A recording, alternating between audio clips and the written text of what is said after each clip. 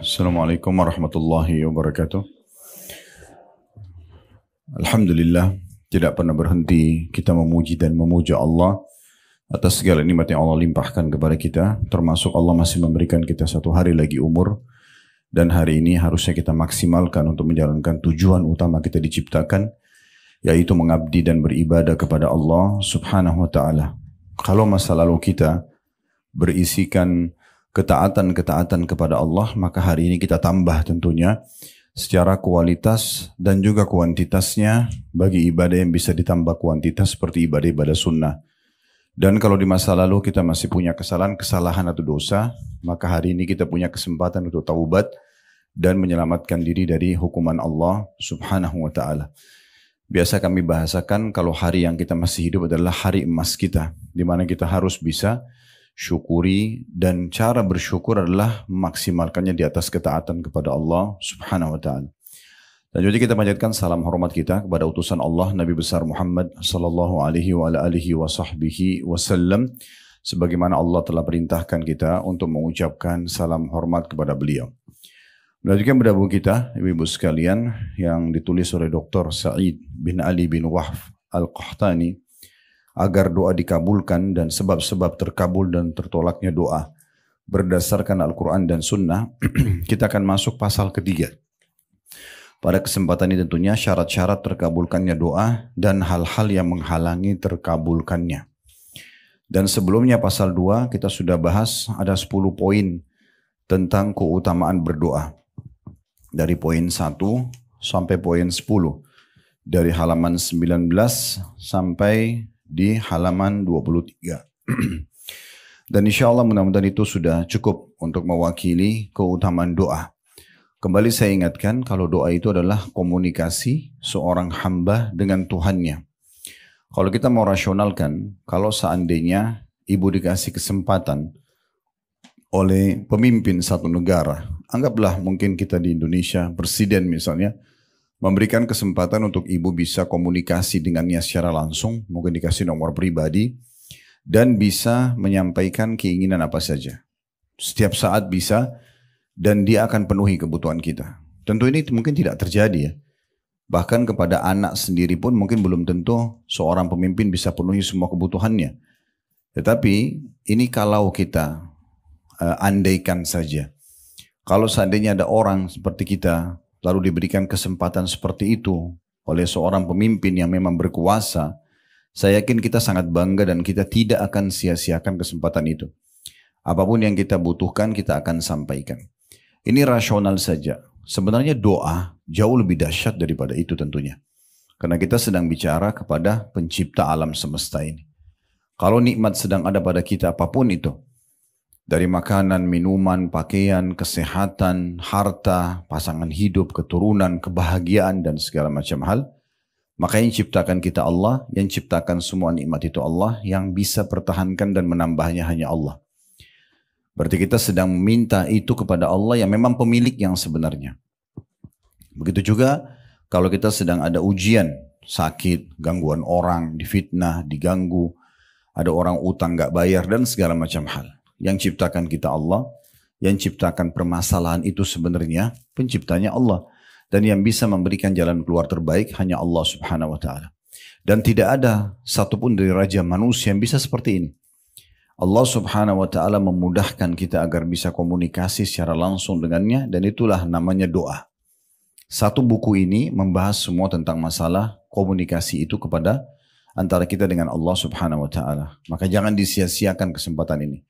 Dan ingat salah satu dari poin yang merupakan keutamaan doa adalah sabda Nabi SAW, وَلَيْسَ أَكْرَمُ عَلَى اللَّهِ مِنَ الدُّعَى. Dan tidak ada sesuatu yang lebih mulia di sisi Allah dibandingkan doa. Dan juga ada hadis riwayat Tirmidzi, "Man lam yad'ullaha yaghdab 'alaihi." Siapa yang tidak berdoa kepada Allah, maka Allah justru murka kepadanya. Jadi kalau ada orang di antara kita justru tidak memaksimalkan fasilitas agar dia bisa mohon, merengek, manja dengan Tuhannya, maka Allah marah padanya. Makanya seorang penyair Arab mengatakan kurang lebih artinya, jangan kau minta sama manusia, karena kalau kau minta padanya, dia akan marah. Sekali, 2 kali, 3 kali kita minta, mungkin dia kasih, tapi yang 4, yang kelima, yang keenam dia akan marah. Tapi mintalah kepada zat, maksudnya Allah, yang kalau kau tidak minta justru dia marah. Allah justru marah kalau kita tidak minta, tidak berdoa. Bahkan Allah menganggap itu sebuah kesombongan, ya, keangkuhan, karena kita merasa tidak butuh dengan Allah. Juga sudah kita titik beratkan, saya ingatkan kembali, karena ini pondasi-pondasi dasar dalam doa. Ibu berdoa minta agar dipertahankan nikmat, kesehatan, keturunan, kebahagiaan, pasangan hidup, harta yang ada, pekerjaan. Itu lebih afdal, ibu minta agar dipertahankan, dibandingkan musibah ada baru ibu minta jalan keluarnya. Artinya, tidak ada alasan untuk tidak berdoa. Jadi jangan bilang, saya lagi sehat kok Ustaz, saya lagi melimpah harta, saya lagi bahagia dengan suami sama anak-anak. Apa yang saya mau minta? Keliru. Justru itu yang kita minta agar dipertahankan. Lebih afdal, lebih besar pahala yang di sisi Allah. Karena kita sedang menyadari, ini nikmat dari Allah. Saya tetap minta agar Allah pertahankan. Itu lebih afdal, lebih besar pahalanya, lebih mulia di sisi Allah dibandingkan ibu lagi sakit minta disembuhkan. Ibu lagi ada masalah sama suami baru minta solusi sama Allah. Itu boleh. Tapi yang awal lebih afdal. Berarti tidak ada alasan untuk tidak berdoa. Saya juga sudah titik beratkan. Apapun yang ibu lihat depan matanya, bisa jadi bahan doa. Ada orang misalnya lagi kelihatan nikmat luar biasa. Sehat badannya, penampilannya ceria, segala macam lah. Hartanya melimpah, terus-terus segala macam hal yang mungkin kita bisa lihat. Bisa jadi doa buat kita. Kita mengatakan, ya Allah berkahi buat dia dan berikan kepada saya seperti yang kau berikan pada dia. Jadi doa. Kelebihan orang bisa jadi doa buat kita. Ibu lihat masjid, orang bangun. Bukan cuma lewat mengatakan, oh bagus ya masjidnya. Enggak. Ya Allah kalau seandainya engkau berikan aku kesempatan seperti yang kau berikan kepada dia, aku akan buat yang sama. Dengan doa seperti ini, bukan mustahil Allah berikan pahala kita seperti dia. Kan gitu. Karena memang kata Nabi SAW, ada manusia, ada 4 golongan. Yang pertama, yang paling mulia, Allah kasih ilmu dan harta. Udah pinter agama, dia kaya raya. Dan dia habiskan keduanya di jalan Allah. Ini orang yang paling afdal. Karena dia gunakan ilmu dan hartanya dengan di jalan Allah SWT. Kemudian yang kedua, adalah orang yang Allah kasih ilmu tapi tidak punya harta. Dia pinter sekali, dia faham mana halal haramnya Allah, tapi dia tidak punya harta. Namun kata Nabi SAW, dia bilang tulus dari hatinya, ya Allah kalau seandainya engkau memberikan aku kesempatan seperti golongan yang pertama tadi. Misalnya yang pertama itu punya harta, punya ilmu, dia bangun masjid, rumah anak yatim, pesantren, segala macam. Dan yang kedua ini tidak punya harta, dia nggak bisa bangun pesantren, nggak bisa bangun masjid dan segala macam. Tapi dia dengan niat tulusnya dan ilmunya dia mengatakan, ya Allah kalau seandainya engkau berikan aku seperti yang kau berikan si fulan, yang golongan pertama saya akan buat yang sama. Kata Nabi SAW, dengan niatnya itu, dengan ketulusannya, Allah akan kasih pahala mereka sama. Bayangkan hadis ini Bu, kalau ibu setiap lewat di satu jalan, ada masjid dibangun, bukan cuma lewatin. Ya Allah kalau engkau berikan aku kesempatan seperti orang yang bangun masjid ini, aku akan lakukan juga. Berapa banyak masjid? Di Jakarta Selatan itu kalau tidak salah datanya 2000 lebih ya. Sekitar begitu ya. Seluruh Jakarta itu di atas 12.000, 13.000 masjid dan musola. Berapa banyak kita bisa dapat pahala dengan doa kita itu. Belum kita bicara pesantren, belum kita bicara rumah tahfidz Quran, belum kita bicara semua majelis ta'lim. Orang yang buat majelis ta'lim misalnya, kita belum bisa punya kesempatan, kita berdoa. Berharap kita bisa buat seperti mereka. Setiap kali lihat orang pergi haji dan umroh, jangan cuma bilang, oh dia pergi haji dan umroh ya. Kenapa enggak berdoa? Kenapa enggak jadikan itu momen untuk mendapat pahala yang sama? Ya Allah kalau engkau berikan aku kesempatan yang sama, aku akan lakukan. Maka sama pahalanya. Kan gitu. Nah ini poin yang tidak boleh luput dari kita berhubungan dengan masalah doa.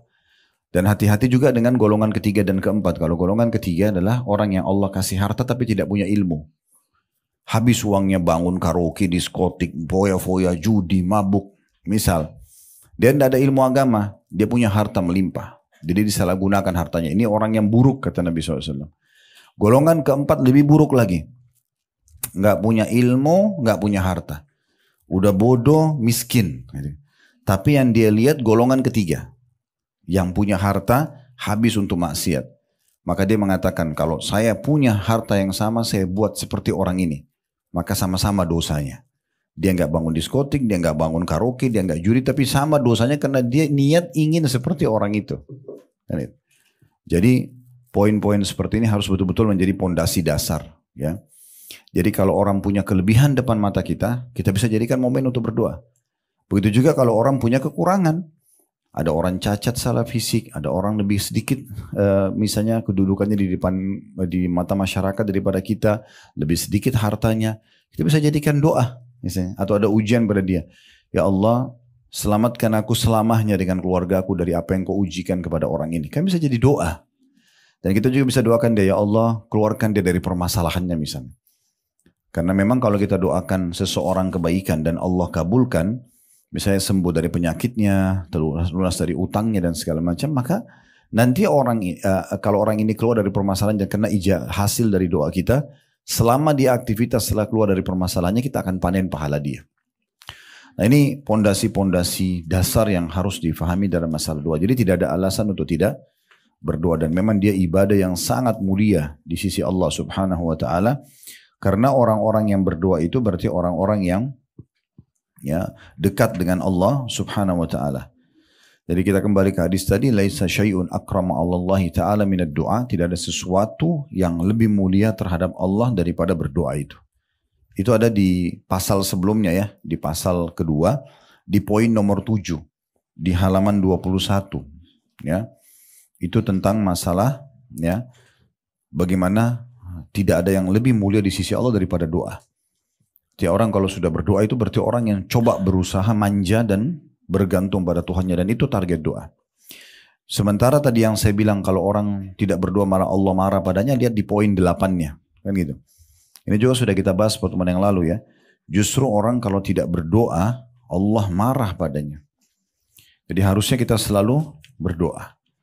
Untuk diri kita, lihat kelebihan pada orang lain, minta kita diberikan yang sama. Dan kalau ada musibah sedang menimpa orang lain, kita minta berlindung agar Allah tidak ujikan itu pada kita. Gitu ya. Baik, kita akan masuk sekarang lanjutannya ibu-ibu sekalian, pasal ketiga berhubungan dengan masalah syarat-syarat terkabulkannya doa dan hal-hal yang menghalangi terkabulnya. Tentu kalau kita tanya diri kita semua apakah kita mau diterima doanya, tentu kita mengatakan iya. Karena setiap kali kita sampaikan Allah kabulkan. Tentu semua orang mau minta apapun ya. Nah kita harus penuhi syarat. Di dalam bab pasal ini, penulis menulis atau memilih 5 syarat yang akan kita coba bedah ya. Mudah-mudahan bisa selesai. Kalau tidak maka beberapa poinnya dulu, karena ini cukup panjang. Tapi ini syarat penting. Mirip begini Bu, Ibu kalau misalnya mau masuk ke satu kantor untuk bekerja. Dibukalah peluang kerja di kantor A, dan kita sebenarnya pengen kerja di situ. Lalu kita hanya lewat dan mengatakan saya pengen kerja di sini. Kita nggak pernah tanya, nggak pernah ikutin syaratnya. Gimana caranya?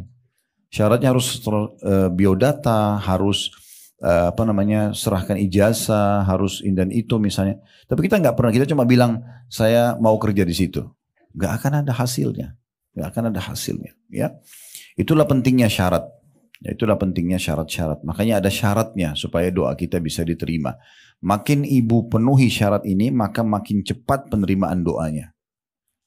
Kita akan bacakan apa yang ditulis oleh penulis di halaman 25 di pasal ketiga ya. Syarat-syarat terkabulnya doa dan hal-hal yang menghalangi terkabulnya doa dan ta'awudz. Ta'awudz itu dalam kurung mohon perlindungan. Berlindung kepada Allah dari apa yang kita khawatirkan. Itu ibarat senjata kata beliau. Ibarat senjata. Maksudnya tidak ada yang lebih kuat daripada ini. Kalau senjata yang kita pakai berperang Bu, tembak, pistol misalnya atau yang sejenisnya ya, senapan dan seterusnya, itu mungkin jangkauannya terbatas. Kapan dia kita tembakin ke tembok yang kuat, mungkin tembok itu bisa tembus bisa tidak. Belum tentu kena sasaran musuh kita. Tetapi kalau doa itu beda. Apapun bisa ditembus dengan doa. Sampai ke dalam hati manusia yang tadinya mungkin benci kita bisa berbalik menjadi menyukai kita. Misalnya. Atau orang yang jahat bisa jadi baik kepada kita. Atau keadaan kita yang sudah terpuruk. Ekonomi terpuruk, kesehatan terpuruk bisa berbalik menjadi 180 derajat. Menjadi sehat, menjadi kaya. Itu semua hanya doa. Makanya bahasa penulis ini penting sekali ya. Doa, minta apapun kepada Allah, dan ta'awud, minta berlindung kepada Allah dari masalah yang sedang dihadapin, itu ibarat senjata.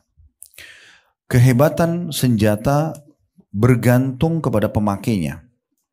Walaupun senjatanya bagus, tapi kalau yang menggunakan tidak faham, maka juga tidak berfungsi ya. Kita kalau kasih pedang yang tajam, tapi pada anak bayi, dia nggak tahu cara pakainya, kan gitu, nggak mungkin. Atau mungkin handphone lah sekarang, kalau kita kasih handphone anak bayi, dia ngerti apa? Dia nggak ngerti apa-apa, dia nggak tahu nilainya. Saya ibu kalau kasih anaknya yang kecil mungkin bisa dibuang handphone itu, dia nggak paham ya nilainya. Jadi memang harus juga tergantung pada pemakainya. Bukan hanya dari ketajamannya saja. Apabila senjata telah sempurna, tidak ada cacatnya, lengan yang menggunakannya kuat, dan juga penghalang tidak ada, niscaya dapat membinasakan musuh. Berkumpul antara senjata yang kuat itulah doa, berkumpul dengan orang yang mau menggunakan senjata itu dan faham, maksudnya dia sering berdoa, dia penuhi syarat-syarat doa itu, maka secara otomatis bisa memenuhi apa yang kita inginkan. Apabila kurang salah satu dari 3 perkara ini, maka pengaruhnya menjadi berkurang juga. Senjatanya ada, tapi lengannya nggak kuat, ya, gitu kan? Di situ dikatakan begitu ya. Jadi kalau senjata itu tidak ada cacatnya, lengan yang menggunakan kuat dan tidak ada penghalangnya, sempurna bisa melawan musuh. Tapi kalau salah satu dari 3 ini ya, ada yang kurang, maka juga berkurang fungsinya. Ya. Jadi ibu sudah punya senjata yang bagus doa, perangkatnya, tapi ibu sendiri nggak pernah berdoa. Berarti kan ibu tidak pakai senjata yang bagus itu. Sayang banget gitu ya. Sayang banget ini. Ini perlu kita bahasakan karena banyak orang tahu doa itu. Kalau kita bilang berdoa lah, dia tahu doa, tapi dia nggak lakukan. Atau mungkin dia berdoa hanya pada saat butuh. Ya. Nanti deh kalau saya sakit baru berdoa misalnya, atau nanti terlilit utang, atau nanti ada masalah baru berdoa. Padahal sebenarnya bukan seperti itu. Dia harusnya menunggangi kesempatan berdoa itu pada setiap kesempatan atau setiap waktu yang ada. Ingat sabda Nabi SAW, saya ingatkan lagi, kita sudah bahas ya. Kenali dah Tuhan kalian di saat kalian sedang lapang. Maka dia akan kenali kalian di saat kalian sedang sulit. Jadi kalau ada orang mau diijabah doanya pada saat dia sedang kesulitan, maka dia harus sering berdoa di waktu dia lapang. Juga perlu digarisbawahi ya, yang ibu minta tidak boleh bentrok sama sunnatullah ya. Itu juga digarisbawahi, jangan ibu lihat mukanya seorang ibu yang ini cantik banget, ibu beda lalu ibu bilang ya Allah kasih saya muka seperti dia, itu nggak bisa. Ya itu kan sistem, Allah sudah buat muka dia begitu, nggak mungkin kembar ya. Atau ibu berdoa misalnya minta, saya nggak suka malam ya Allah, hilangkan aja malam. Nggak bisa, malam, siang, pagi itu sudah sistem ya. Ibu ada masalah sama suami, ya Allah hilangkan semua laki-laki. Wah gimana caranya? Nggak mungkin kan gitu. Jadi nggak mungkin, itu bentrok sama sistem kan gitu. Atau ibu bilang, ya Allah hilangkan rasa lapar dari saya selamanya. Nggak bisa, ibu kalau nggak makan pasti lapar, itu sistem. Ya. Atau ya Allah hidupkan saya selamanya, saya nggak usah mati. Itu nggak mungkin. Jadi selama tidak bentrok sama sistem yang Allah sudah buat atau sunnatullah itu ya. Lalu dikatakan demikian pula dengan doa. Apabila isi doa tidak baik atau orang yang berdoa tidak menggabungkan antara hati dan lisannya atau adanya penghalang bagi terkabulnya doa, maka doa tidak akan berhasil. Jadi maksudnya kalau ibu misalnya, Ustaz saya sudah lama berdoa tapi saya belum lihat hasilnya. Coba ibu lihat dulu nih poin-poinnya. Ya. Ibu sudah penuhi syarat-syarat belum? Syarat-syarat nanti akan kita bahas satu persatu ya. Di pembahasan pertama dari pasal ketiga ini. Masalah syarat-syaratnya gitu ya. Maka itu sudah terpenuhi semua belum?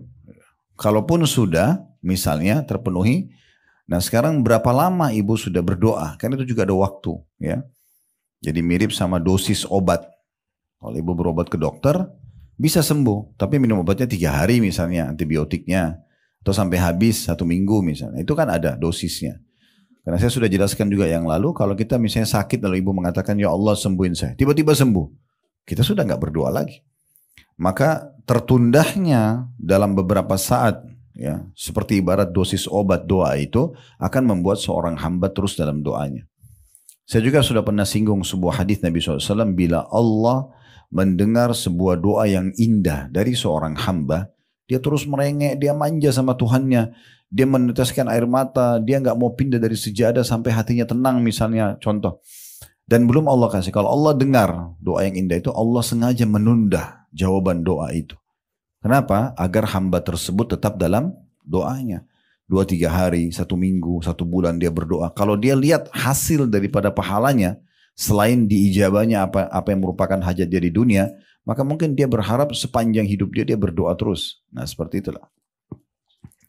Pembahasan pertama di sini dikatakan oleh beliau, berikut saya akan jelaskan kepada Anda syarat-syarat dikabulkan doa dan hal-hal yang dapat menghalangi terkabulkannya. Di pembahasan pertama, jadi ada 2 seakan-akan beliau mau bahas ini ya. Beliau akan bahas tentang syarat-syarat diterimanya doa, kemudian juga mungkin ada nanti tentang penghalang terhadap diijabahnya doa itu. Pembahasan pertama, syarat-syarat terkabulnya doa. Jadi kalau terpenuhi syarat ini, maka umumnya doa itu pasti akan diterima. Syarat secara etimologi atau bahasa adalah tanda dan alamat. Secara terminologi atau istilah, ya, ialah apa yang tidak adanya mengharuskan tidak adanya sesuatu. Tetapi adanya tidak mesti menyebabkan adanya sesuatu. Dan tidak pula tidak ada secara zatnya. Maksudnya definisi saja. Intinya ibu kan walaupun tidak disebutkan definisi sudah paham apa itu syarat ya. Tidak mungkin terpenuhi apa yang kita inginkan tanpa penuhi syarat kan begitu. Nah itu sebenarnya poinnya. Terus dikatakan syarat-syarat terpenting bagi tergabulnya doa ada yang pertama ikhlas. Nah, di situ dikatakan syarat pertama. Ini tadi saya bilang ya ada kurang lebih 5 syarat yang saya lihat di sini ditulis oleh penulis ya.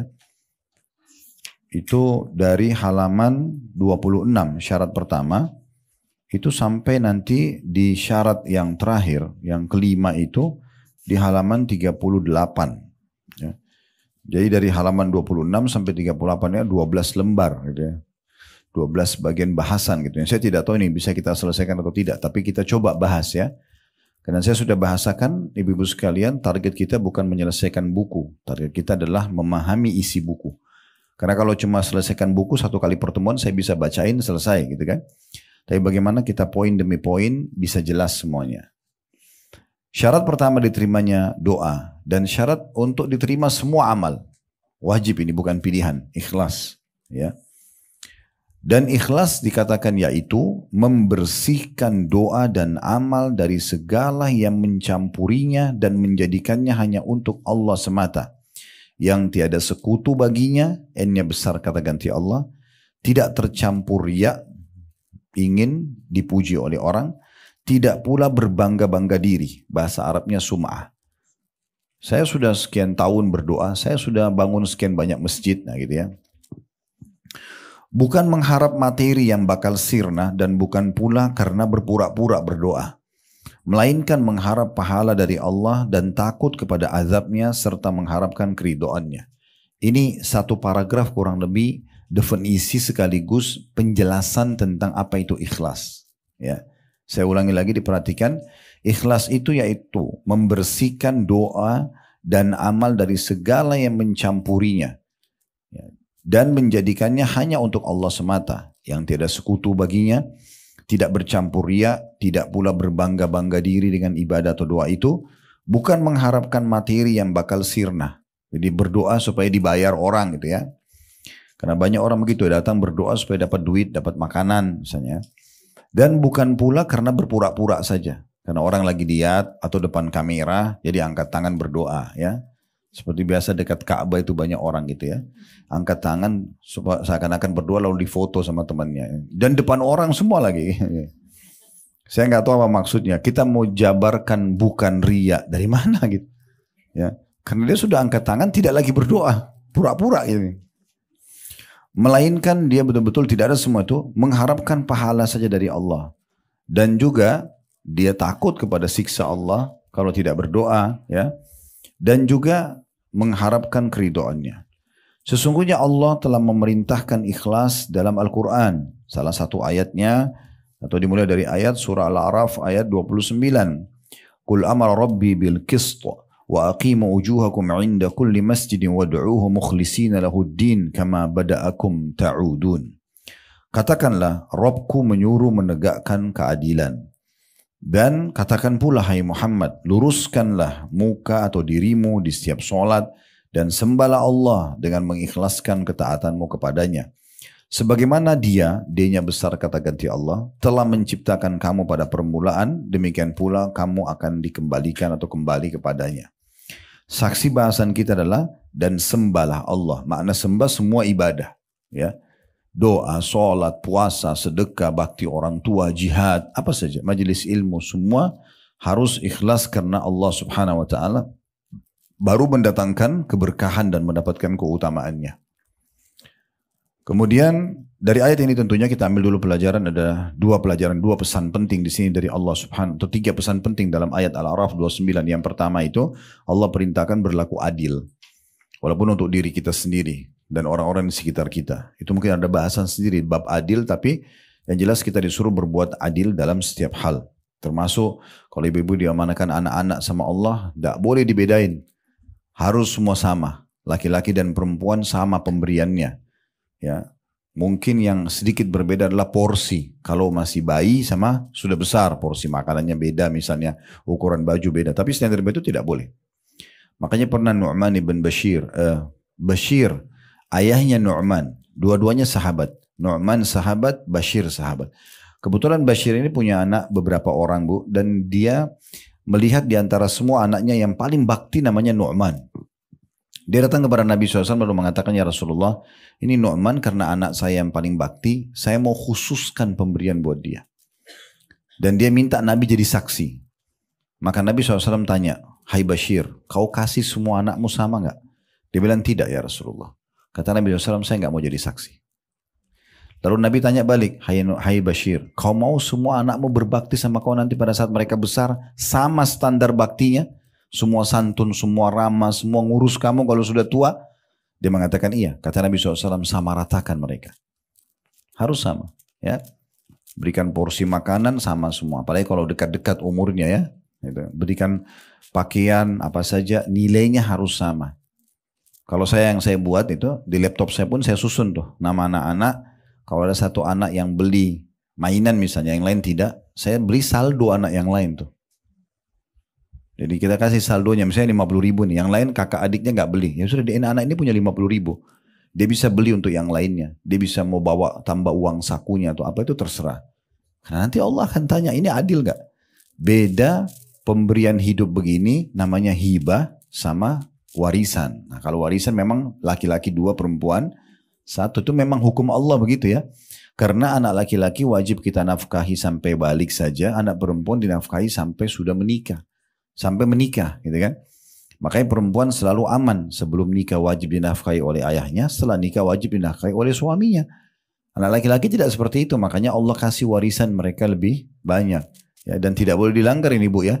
Di negara kita sayangnya semoga Allah kasih hidayah, masih banyak orang yang begitu. Datang mengeluh sama saya, Ustaz, ini kakak saya perempuan gak setuju kalau dia dapat setengah, dia atau 1, kami dapat 2. Nah, itu hukum Allah. Terus saya mau jawab bagaimana? Ya harusnya difahami kalau itu hukum Allah gitu ya. Karena memang perempuan sudah terjamin dari setiap keadaan. Jadi kalau ada perempuan masih gadis misalnya belum nikah, walaupun sampai 40 tahun ayahnya tetap wajib menafkahinya. Jadi makan, minum, tidur tetap dijamin. Setelah nikah suaminya yang atur. Tidak ada sesuatu yang dikhawatirkan gitu kan. Kalau laki-laki gak bisa. Anak laki-laki itu hanya sampai balik. Kalau sudah balik, ibu dan suami masih biaya anak yang sudah balik laki-laki itu sudah sunnah. Bukan kewajiban. Tapi tetap tidak mungkin kita tega gitu ya. Tetapi hukum agamanya begitu. Anak laki-laki itu dia sudah balik itu kayak sudah boleh bekerja kan gitu. Nah seperti itu. Itu harus berlaku adil. Ya. Berlaku adil juga untuk diri kita sendiri. Seperti kita mengatur porsi makan, porsi tidur, porsi berolahraga, itu namanya berlaku adil. Ini babnya panjang sekali ya. Tapi Allah perintahkan kita berbuat qist atau keadilan dalam segala hal. Termasuk menengahi orang, jangan karena ini punya hubungan kerabat, lalu kemudian kita bela dia, nggak bisa. Atau ini teman dekat kita, salah ya salah. Ya, dan itu harus kita terapkan dalam hidup kita, biarkan orang lain tahu, oh kalau sama ibu ini saya nggak bisa buat apa-apa, karena pasti yang benar ya benar, ya salah. Nah itu memang pribadi kita seperti itu seorang muslim.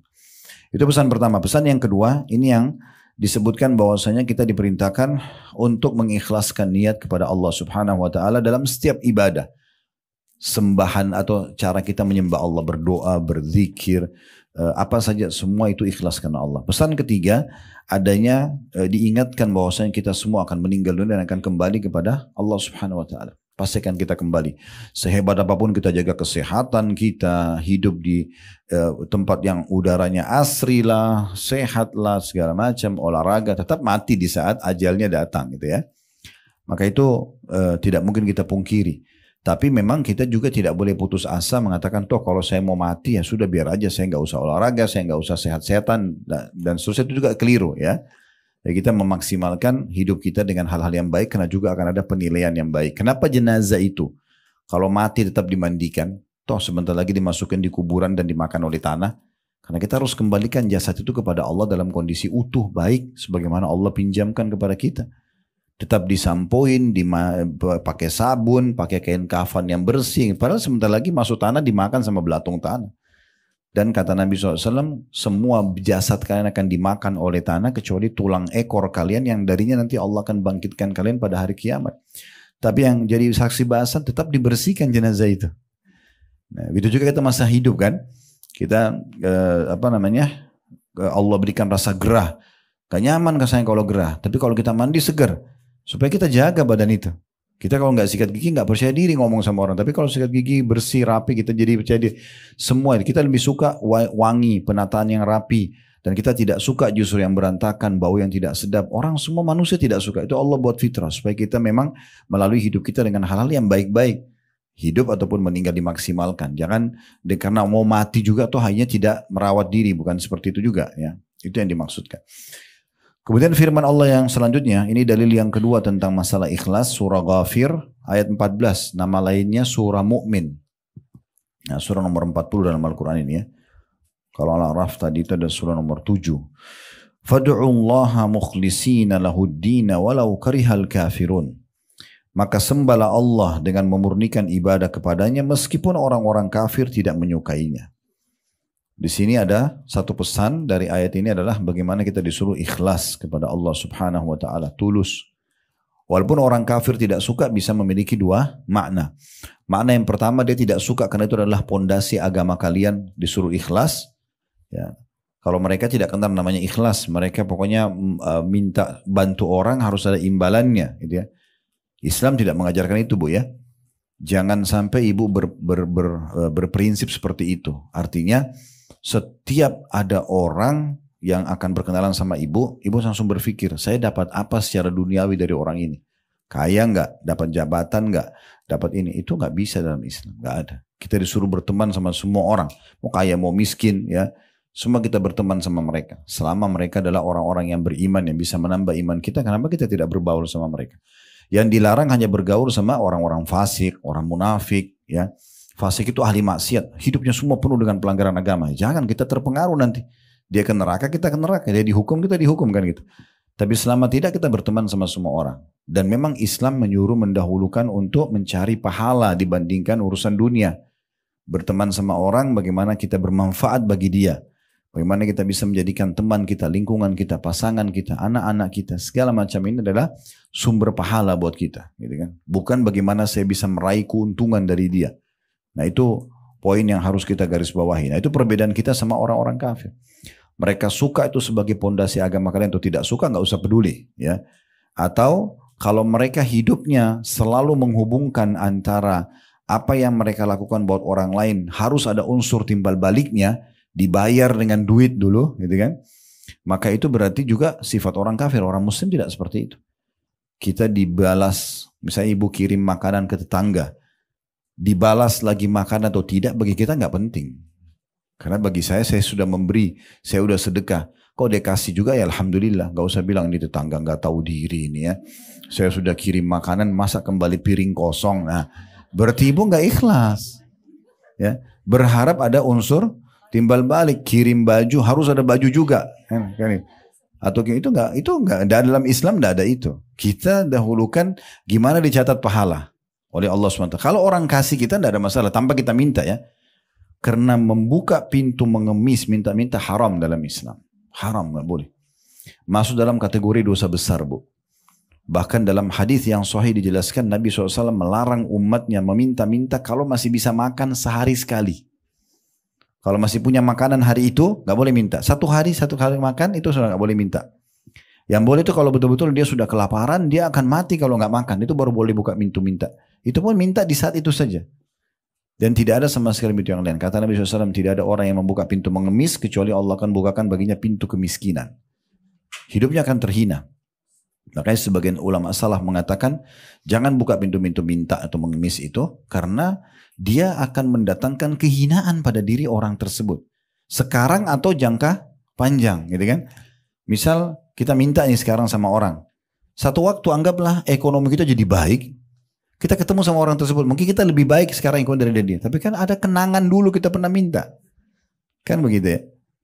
Jadi lebih baik kita mulia. Dan Islam mengajarkan kepada kita kalau mau sesuatu ada jasa yang kita berikan. Kerja, ambil hasilnya. Itu gak ada masalah. Tapi kalau mengemis ya. Ada orang subhanallah ini jadi penyakit secara jiwa. Sudah mampu pun datang ke rumah temannya selalu lihat barang apa. Bagus buat saya ya. Langsung main ambil. Ini gimana? Kan orang belum tentu punya lagi kan gitu. Tapi mungkin karena dia tidak enak dikasih. Untuk apa buka pintu itu? Kenapa menghinakan diri kita? Pengen beli kan selesai. Mau gratis terus. Gimana? Akhirnya rumahnya penuh dengan barang orang itu. Ya. Saya nggak nyinggung siapapun ya. Kalau ada yang merasa di sini, alhamdulillah, berarti tinggal memperbaikin gitu ya. Karena tujuan majelis ilmu memang untuk itu, ya. Baik, itu makna daripada orang kafir suka atau tidak suka. Dia tidak suka karena itu pondasi agama kalian, atau dia tidak suka karena memang cara mereka hidup begitu. Orang kafir itu selalu kalau beri mesti ada unsur timbal balik kayak pemikiran kapitalis apa segala itu harus ada unsur timbal baliknya. Kalau kita nggak ada seperti itu, ya. Kemudian dalil yang ketiga, ayat yang ketiga diangkat oleh penulis ini adalah surah Az-Zumar ayat 3 ya. Yang bunyinya ala lillahid dinul khalis walladzina ittakhadhu min dunihi awliya'a ma na'buduhum illa liyuqarribuna ila Allahi zulfa innallaha yahkumu bainahum fima hum fihi yakhtalifun. Innallaha la yahdi man huwa kadzibun kafar. Ingatlah kata Allah, makna ingat pelajarilah ya. Hanya kepunyaan Allah lah agama yang bersih, maksudnya dari kesyirikan.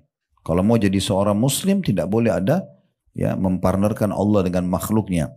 Dan orang-orang yang mengambil pelindung selain Allah, mereka berkata, kami tidak menyembah mereka, kuburan kah, patung kah, jimat-jimat kah. Kami tidak menggunakan ini, melainkan supaya mendekatkan diri kami kepada Allah dengan sedekat-dekatnya.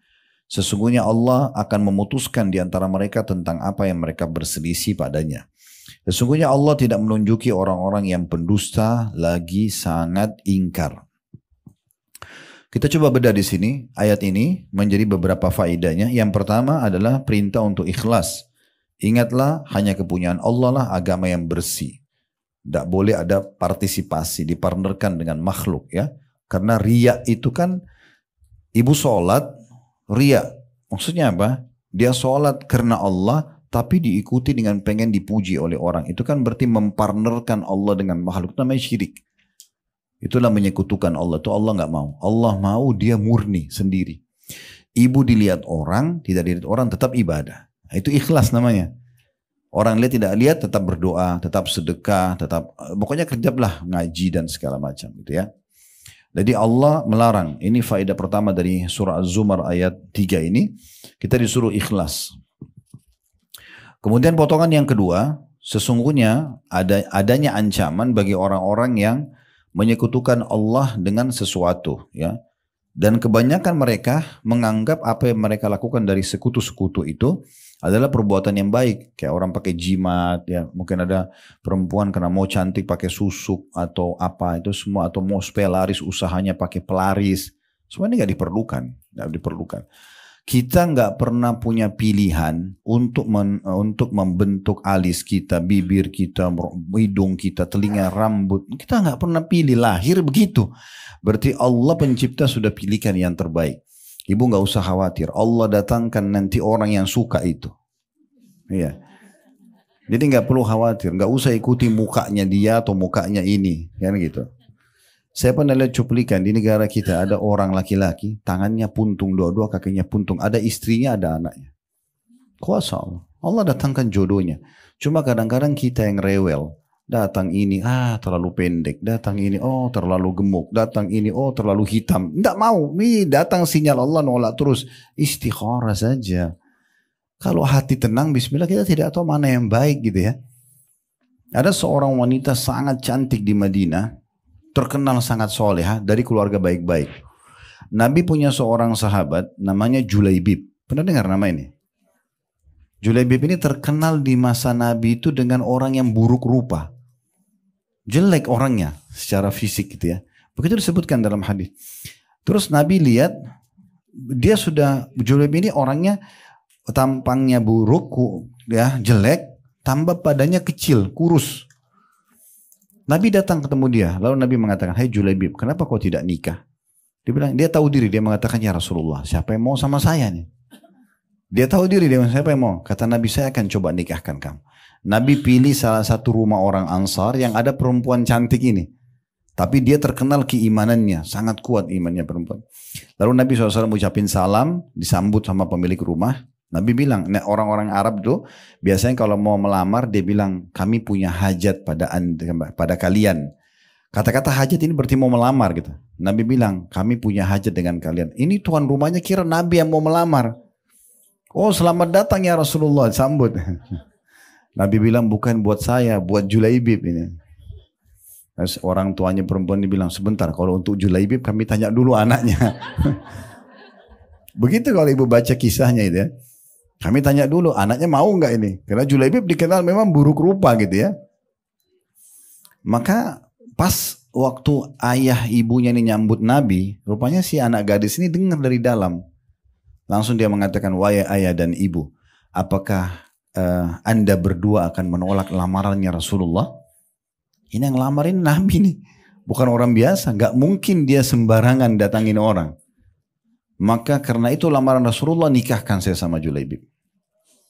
Ya. Akhirnya menikah. Baru berapa hari menikah, terjadi perang. Dan Julaibib ikut berperang, mati syahid.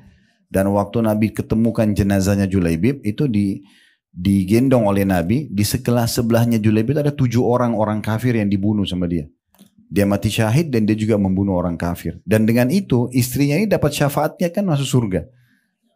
Allah balas dengan begitu. Nah seperti itu gambarannya. Tapi itu cuma sebagai contoh saja gitu ya. Jadi sebenarnya orang tidak butuh untuk pakai hal-hal yang membuat dia menyekutukan Allah nanti ya. Karena di Indonesia ini dukun-dukun, karena dia tahu kita mayoritas muslim, mereka pakai kedok ya. Penampilannya seperti ustadz, seperti kiai, waduh, padahal dukun ya. Ini hati-hati sekali. Jadi kalau mau suami suka, pakai alam manusia aja ya. Nggak usah lintas alam. Bawa foto ke dukun buat lintas, datangkan jin lintas alam supaya suami suka. Untuk apa?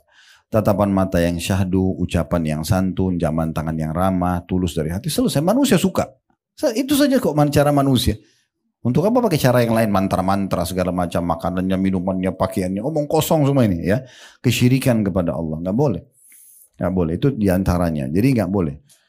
Kemudian selanjutnya, yang ketiga yang bisa diambil adalah bagaimana Allah Subhanahu wa taala memastikan kalau Allah akan menghakimi orang-orang yang berbuat kesalahan seperti ini, dan juga Allah tidak akan pernah memberikan petunjuk bagi orang-orang yang dusta dan sangat ingkar, ya. Selanjutnya ayat yang keempat, saksi bahasan sudah jelas tadi di poin kedua ya, atau di poin pertamanya dalam surah Az-Zumar ini tentang Allah suruh kita ikhlas. Kemudian selanjutnya surah Al-Bayyinah ayat 5, Allah Subhanahu wa taala berfirman, "Wa ma umiru illa liya'budullaha mukhlishina lahud-din hunafa'a wa yuqimus salata wa yu'tuz zakah wa dzalika dinul qayyimah." Padahal mereka tidak disuruh kecuali supaya menyembah Allah dengan memurnikan ketaatan kepadanya dalam menjalankan agama yang lurus, dan supaya mereka mendirikan sholat dan menunaikan zakat, dan yang demikian itu adalah agama yang lurus. Saksi bahasan kita di sini adalah ada dua. Yang pertama, perintah menyembah Allah dengan memurnikan ketaatan kepadanya. Maksudnya tidak ada unsur manusia, tidak ingin dipuji oleh manusia segala macam. Memberi memang karena Allah, sujud dan ruku'un karena Allah, berdoa karena Allah, baca Quran karena Allah, semua karena Allah. Jadi tidak ingin pujian manusia. Ya.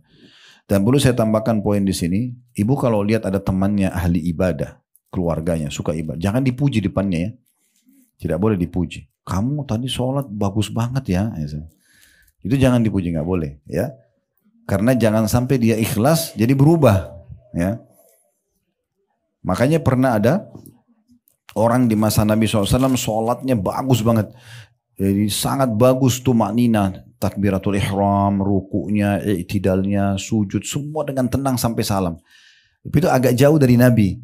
Ada orang duduk di sebelah Nabi bilang begini, ya Rasulullah, saya suka banget dengan sholatnya orang ini. Luar biasa gitu. Maksudnya khusyuk. Nabi bilang, jangan kau perdengarkan itu. Karena kau perdengarkan pada dia, kau akan membinasakannya. Sekarang ikhlas sudah bagus nih. Begitu kau bilang, oh tadi sholatmu bagus ya. Wah dia ikutin jadi riak kan. Jadi masalah itu ya. Jadi gak usah dipuji-puji. Nah sama ibu juga kalau buat baik, gak usah tunggu dipuji. Ibu bantu orang nih. Terus diambil langsung dia pergi. Jangan bilang ini orang gak tahu terima kasih. Lo memang mau dipuji sama dia atau memang ikhlas kan Allah? Ya sekarang biarin aja. Makin orang terima pemberian kita, makin kita dipuji, makin bagus. Kita makin bersih hatinya kan. Dan setiap kali sudah berbuat amal, lupain aja. Sudah dicatat oleh malaikat. Tidak usah diingat-ingat. Ini biasa kalau kita suka ingat-ingat ini, itu jadi senjata buat syaitan itu. Oh saya sudah 1 tahun ini sholat malam terus. Nah, diingat-ingat. Akhirnya syaitan bisa tunggangi tuh. Lagi ngobrol sama teman-teman. Mereka ngomongin, oh saya kok susah sekali bangun sholat malam ya. Syaitan bisikin, bu kan kamu sholat malam 1 tahun kan gitu. Ceritain pengalamannya. Baru bisikannya bagus gitu kan. Supaya mereka juga termotivasi. Ini omong kosong. Ya. Kan tidak perlu begitu. Apa yang motivasi ibu dulu mau sholat malam, cuplikan ceramah misalnya. Kirim aja ke grup kasih mereka. Gak usah kita ceritain diri kita. Karena antara ikhlas sama riya ini tipis sekali. Dan itu. Kita tadinya ikhlas bisa jadi riya. Padahal sudah ikhlas. Itu kan bahaya sekali. Jadi harus hati-hati sekali masalah itu. Itu poin yang pertama. Poin yang kedua, kita diperintahkan untuk mendirikan sholat dan juga menunaikan zakat. 2 rukun Islam yang sudah masyhur tentunya. Baik, itu tadi 5 ayat Al-Quran yang diangkat oleh penulis sebagai dalil tentang masalah perintah ikhlas. Sekarang kita masuk, beliau mengangkat hadis Nabi SAW. Ya, di situ ada sebuah hadis yang diangkat. Dari Abdullah bin Abbas radhiyallahu anhuma, ini sepupu Nabi SAW, Abdullah sepupu Nabi, Abbas paman Nabi ya. Kita bilang radhiyallahu anhuma berarti berdua gitu ya. Karena dua-duanya sahabat. Beliau berkata bahwa suatu hari saya duduk di belakang Rasulullah SAW dan Rasulullah SAW bersabda kepadaku, ya gulam, inni u'allimuka kalimat, ihfadillaha yahfaduk, ihfadillaha tajidhu tujahak, idha sa'alta fas'alillah, wa idha sta'anta fasta'in billah, wa'alam anna al-ummata law ijtama'at ala an yanfa'uka bishayin lam yanfa'uka illa bishayin qad katabahu Allahu lak. Walau ijtama'u ala an yadurruka bisyai'in lam yadurruka illa bisyai'in qad katabahu Allahu 'alaik, rufi'atil aqlamu wa jaffatis suhuf. Ya, sebelum saya baca terjemahan ini, hadis yang paling agung berhubungan dengan masalah ya agama kita dan bagaimana menjalin hubungan baik dengan Sang Pencipta Allah Subhanahu wa taala. Pesan Nabi, karena Abdullah bin Abbas itu masih sangat muda ya. Mungkin baru balik gitu ya, maka Nabi bilang, wahai pemuda, ya gulam, saya akan mengajari kamu beberapa kalimat dan ini berarti kita langsung ambil pelajaran pentingnya. Setiap anak-anak muda atau anak-anak yang masih kecil pun jangan pernah dianggap oh belum saatnya saya bicara atau kenalkan Allah sama dia. Justru sejak dini ya. Nak sholat ya karena Allah yang perintah. Jangan ibu yang suruh. Jadi kalau ibu nanti tidak ada dia tidak sholat gitu kan. Selalu ingatkan.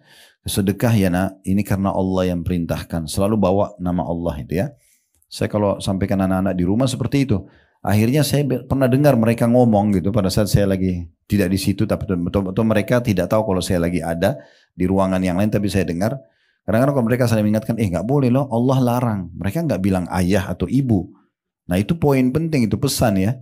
Selalu bawa namanya Allah. Karena secara fitrah manusia tahu Tuhannya. Ya. Sudah tahu Bu ya, kita sebelum lahir di muka bumi ini semuanya, pertama Allah ciptakan Nabi Adam, itu Allah keluarkan dari tulang belakangnya Nabi Adam semua keturunannya.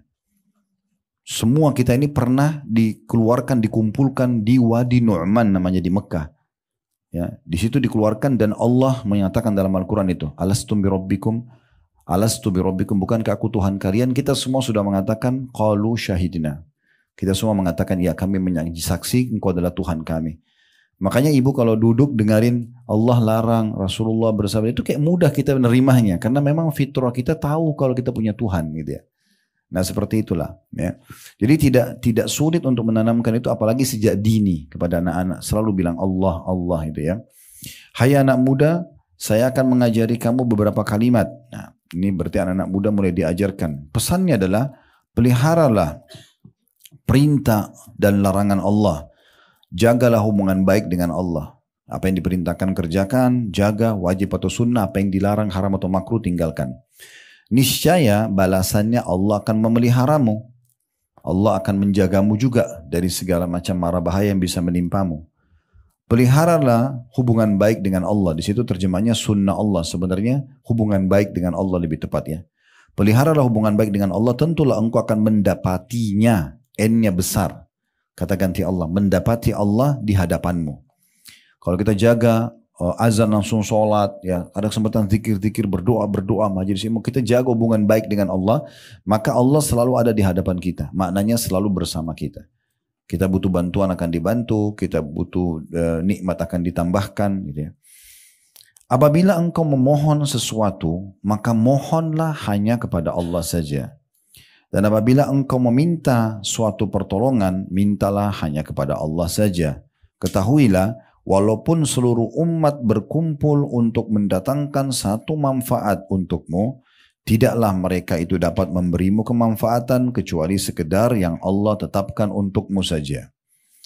Dan jika mereka berkumpul untuk mendatangkan suatu kemudaratan atau bahaya untukmu, maka tidak juga mereka itu sanggup memudaratkanmu, melainkan hanya sekedar yang Allah telah tetapkan terhadapmu. Qalam atau pena yang dipakai untuk tulis takdir telah diangkat, dan segala lembaran tulisan telah kering tintanya. Hadis ini diriwayatkan oleh Tirmidzi. Hadis ini banyak sekali pelajaran ya. Jadi yang pertama tadi sudah kita sebutkan, saya ingatkan kembali pentingnya menanamkan nama Allah dan menyebut Allah itu di depan anak-anak muda, anak-anak kita ya. Itu kita biasakan mengucapkan itu. Yang kedua, adanya anjuran untuk menjaga hubungan baik dengan Allah. Hubungan baik dengan Allah itu kita jaga perintahnya. Wajib ataupun sunnah. Termasuk sunnah bu ya. Jadi ibu kalau jaga amalan-amalan sunnah kayak sholat sunnah, puasa sunnah, zikir, baca Quran. Ini akan memudahkan ibu menjaga yang wajib. Ya. Orang kalau sibuk menjaga yang sunnah, yang wajib terjaga. Ibu biasa sholat duha, sholat malam, sholat qobliyah, sholat ba'diyah, tentu wajibnya akan terjaga otomatis. Ibu biasa puasa Senin Kamis, puasa Ayyamul Bid, misalnya puasa sunnah, maka puasa Ramadan jadi mudah. Ibu biasa sedekah, zakat jadi mudah. Ibu biasa umroh, haji jadi nggak asing, gitu kan? Nah seperti itulah. Jadi kita menjaga amalan yang Allah perintahkan wajib ataupun sunnah. Jangan ibu bilang kan itu cuma sunnah. Ya sunnah juga perintah agama, ya. Dan dia berfungsi untuk menyempurnakan amal wajib yang kurang di hari kiamat. Kemudian juga sama dengan meninggalkan apa yang Allah larang. Bukan cuma sekedar haram, tapi yang makruh juga. Contoh makruh, ibu makan dan minum berdiri. Ya, makruh itu artinya kalau dikerjakan tidak berdosa, ditinggalkan berpahala. Apa susahnya ibu tadi kursi duduk? Walaupun ibu minum berdiri boleh saja. Karena hukumnya makruh, tidak berdosa. Tapi kalau ibu duduk dapat pahala. Hausnya hilang dapat pahala. Kenapa nggak dilakukan? Kan gitu contohnya. Jadi jangan sampai karena makruh lalu kita mengatakan tidak masalah. Enggak, itu juga termasuk larangan. Ya. Jadi meninggalkan yang haram juga yang makruh. Itu maknanya peliharalah ya hubungan baik dengan Allah dalam kurung perintah dan larangannya. Itu pelajaran yang kedua. Niscaya Allah akan memeliharamu. Ya, pasti kau akan dapat Allah ya selalu menjagamu. Kemudian juga peliharalah hubungan baik dengan Allah, tentulah engkau akan mendapatinya di hadapanmu. Ini masih berhubungan dengan faedah yang kedua tadi. Menjalin hubungan baik dengan Allah akan mendatangkan Allah pelihara kita, Allah selamatkan dari mara bahaya gitu ya.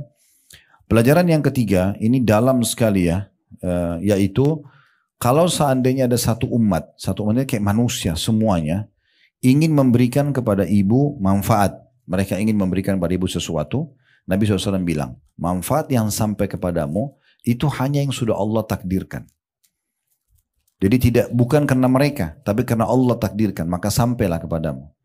Dan kalau seandainya mereka mau membahayakanmu, mau datangkan musibah, ada orang yang mau mengganggu kita, bukan satu orang, satu negeri. tidak akan menimpamu kecuali yang sudah Allah catatkan untukmu. Memang takdirnya kita harus sakit di saat itu, kita harus tabrakan di saat itu, memang begitu. Jadi bukan karena orang-orang, itu cuma sebab saja. Itu cuma sebab. Berarti memang semua bersumber dari Allah Subhanahu wa taala. Kita tidak perlu jauh-jauh untuk mencari sebabnya gitu ya. Itu poin yang ketiga. Dan poin yang keempat, sesungguhnya semua takdir sudah dicatat dan semua sudah kering. Artinya di Lauhil Mahfuz sebelum kita diciptakan, ibu-ibu sekalian, semua sudah dicatat. Ini yang kita kumpul hari ini, belajar di sini, ini sudah tercatat di Lauhil Mahfuz. Kita mungkin tahun lalu, bulan lalu tidak tahu kalau kita mau ketemu di sini misalnya. Tapi ini sudah dicatat sama Allah. Allah tahu besok ini kita mau makan apa, kita akan pakai baju apa, sampai kita mati, Allah sudah catat di Lauhil Mahfuz dengan keluasan ilmu Allah. Itulah namanya takdir. Allah tidak paksakan. Ya, ada sistem yang Allah buat, memang kita nggak bisa ikut campur. Pergantian siang malam, ya, kita lahir dari rahim ibu siapa, kita meninggal kapan, itu nggak bisa kita campur. Tapi ada namanya af'al ibad, sikap dan perbuatan yang kita lakukan dalam keseharian. Ibu hari ini semua yang pakai baju ini, pilih baju ini, itu kan pilihan kita. Ibu di lemari mungkin banyak pilihan bajunya, tapi ibu pilih baju ini, itu kan berarti pilihan kita. Tadi mungkin waktu makan siang, ibu pilih makan, ada pilihannya ibu pilih makanan yang B, bukan yang A misalnya, itu pilihan. Ini Allah sudah tahu semua apa yang kita mau pilih dan dicatat di Lauhil Mahfuz. Jadi Allah itu nggak paksa kita. Di antaranya jodoh ya. Jodoh itu pilihan hamba. Makanya ibu kalau punya pilihan mau nikah sama A, B, C, ibu pilih C, itu kan pilihan ibu. Jangan bilang, oh ini Allah jodohin sama saya. Nah ibu yang pilih gimana? Kan itu. Ibu kan masih punya opsi lain, mirip dengan pilih baju, mirip dengan pilih pekerjaan, mirip dengan pilih berteman, sama itu. Kan itu juga sama. Tapi kalau kita pilih si fulan sebagai pasangan kita pilih makanan ini sebagai makanan kita hari ini, itu Allah sudah tahu dicatat di Lauhil Mahfuz. Itu tidak akan pernah berubah, tidak akan pernah berubah. Itu yang dimaksud dengan di sini, pena yang dicatat mencatat takdir itu sudah diangkat dan yang ditulis itu sudah kering tintanya, nggak bisa berubah lagi. Itu makna daripada penutupan hadis di sini. Kemudian dikatakan memohon kepada Allah berarti berdoa kepadanya dan mengharapkannya, sebagaimana firman Allah Subhanahu wa taala, was'alullaha min fadlih innallaha kana bikulli syai'in alima. Dan mohonlah kepada Allah sebagian dari karunia-Nya, sesungguhnya Allah itu Maha mengetahui segala sesuatunya. Jadi maksudnya minta apa saja dari Allah. Jangan ibu minta kepada Allah, Bu, apa yang ibu anggap besar saja. Misalnya nanti kalau sudah nggak sembuh, sudah 30 dokter dikonsultasi nggak sembuh, baru sholat malam, ya, baru umroh, baru mohon sama Allah, keliru. Allah dulu, baru ikhtiar manusia. Perhatikan, kita disuruh berdoa kapan? Sebelum memulai aktivitas. Berdoa sebelum makan, berdoa sebelum tidur, berdoa sebelum keluar rumah. Itu kan doa sebelum. Nah itu yang kita lakukan. Jadi sebelum berobat berdoa dulu, libatkan Allah. Nanti Allah mudahkan dokter yang cocok, resep yang cocok. Makanya resep dokter itu cuma tertulis semoga lekas sembuh, gak ada Anda pasti sembuh, itu gak ada. Ya. Jadi yang sembuhin kita itu Allah, sebabnya mereka saja. Kalau Allah gak mau sembuh, gak akan sembuh. Biar kita konsul sama dokter terbaik pun gak akan sembuh. Kan begitu poinnya. Jadi ini menguatkan hubungan kita dengan Allah Subhanahu wa taala. Kalau Allah itu pengatur segala sesuatunya. Makin kuat keyakinan seperti ini atau akidah kita, maka makin mudah kita melalui kehidupan. Kita kalau lagi senang yang ciptakan kita Allah, ciptakan itu juga Allah, kita bisa ya menikmatinya dan menambahnya dengan izin Allah. Kalau ada musibah, bahkan ada yang kita takuti depan mata kita, hewan yang buas misalnya, gempa bumi, apalah segala macam, atau penjahat, Allah yang ciptakan mereka. Allah bisa membalik keadaan mereka menjadi ya baik kepada kita. Kalau tidak salah dinukil, ada seorang ulama namanya Hasan Basri. Seingat saya ini kasusnya Hasan Basri atau Sa'id bin Musayyib, salah satu dari dua orang ini. Tapi kisahnya benar. Ada di masa mereka itu ada satu raja zalim, pemimpin zalim namanya Hajjaj bin Yusuf. Hajjaj ini setiap ada orang yang dia tidak suka dibunuh. Mau dia ulama, mau dia siapapun, pokoknya pendapat saya begini, bertolak belakang, penggal lehernya. Itu terkenal kejam banget itu, ya. Sampai di istana dia itu terkenal dengan ada kulit hewan unta yang dikeringkan dan ada pedang. Jadi setiap ada orang tolak, taruh di situ, ditangkap sama argunya, dipenggal sama dia. Itu. Satu waktu pernah dia undang, ini tadi saya bilang, lulusan Hasan Basri, mungkin saya belum saya, seingat saya sih mungkin salah satunya ya. Yang jelas datang, dan pada saat dipanggil ini biasanya sudah nasibnya 50% hidup, 50% mati. Karena dia akan tanya banyak hal, menjebak, kalau salah dibunuh gitu kan. Tapi uniknya, pada saat dia datang, tiba-tiba dari depan pintu sudah disambut oleh Hajjaj. Belum pernah Hajjaj berdiri dari singgasananya sambut orang, disambut depan pintu istana, dipanggil duduk di sebelah singgasananya, ditanya banyak hukum agama, kemudian dikasih parfum yang termahal waktu itu ada dia punya, diolesin di tangan dan di jenggotnya si alim ini gitu. Udah akhirnya pergi, orang itu pergi, si alim ini pergi. Begitu pergi ditanya oleh orang-orang, kami sangat yakin tadi waktu Anda dipanggil ini cuman kehidupan Anda cuma tinggal pada saat ngobrol aja sama dia. Karena dia memang sering gitu. Terjebak orang, dibunuh gitu. Apa yang Anda ucapkan? Kenapa Anda bisa selamat dari jahatnya orang ini? Dan tadi waktu Anda masuk, saya lihat murid Anda komat kamit. Dia bilang, saya berdoa kepada Allah, ya Allah jadikanlah kejahatannya ya, dan keganasan orang ini justru menjadi kebaikan dan kasih sayang buat saya. Allah balik orang jahat itu jadi baik buat dia. Dan begitu semuanya ya. Jadi tidak ada yang mustahil. Kisah yang lain adalah seorang salafus saleh pernah dia tidur di sebuah hutan, karena masa dulu orang cuma handalkan cahaya matahari. Tiba maghrib dia sudah di tengah hutan, dia tidur. Dia bangun sholat tahajud, begitu dia selesai 2 rakaat pertama, depan mata dia ada harimau meraung dengan keras, gigi taringnya kelihatan, udah lapar mau makan dia. Dia berpikir kalau saya coba melawan, harimau lebih kuat, lari lebih kencang. Lalu dia mengatakan, kalau seandainya, dia bilang hadap harimau itu, kalau seandainya Allah yang telah menciptakan saya dan kamu mengutusmu untuk memakanku, takdirku dimakan sama kamu, saya tidak akan melawan. Tapi kalau kau datang untuk mengganggu ibadahku dengan Allah, aku akan minta kepada Allah untuk membinasakanmu. Dia bilang sama harimau itu begitu, dengan penuh keyakinan. Maka harimau itu tiba-tiba menutup mulutnya lalu meninggalkan orang ini. Seganas apapun harimau itu makhluknya Allah juga. Itu keyakinan, nama itu akidah. Kalau ini kuat di dirinya ibu-ibu akan hidup bahagia. Karena tenang sekali. Ada nikmat kita berharap tinggal minta sama Allah. Mau rumah besar, mau amal soleh orang buat, kita bisa minta seperti yang saya bilang. Ada musibah, ada masalah, Allah bisa selamatkan kita. Dengan hanya mohon kepada Allah. Itu kekuatan doa yang luar biasa.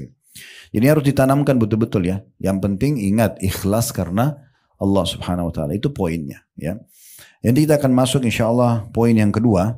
Mungkin begitu saja. Subhanakallahumma bihamdika. Asyhadu an la ilaha illa anta astaghfiruka wa atubu ilaik. Wassalamualaikum warahmatullahi wabarakatuh.